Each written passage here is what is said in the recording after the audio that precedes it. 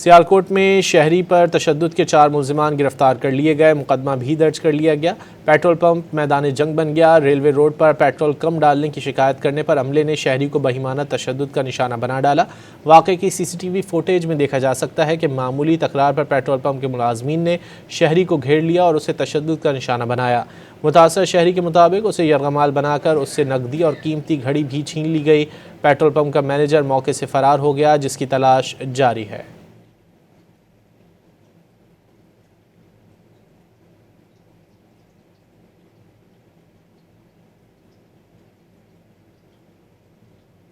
सियालकोट में शहरी पर तशद्दुद के 4 मुल्ज़िमान गिरफ्तार कर लिए गए। मुकदमा भी दर्ज कर लिया गया।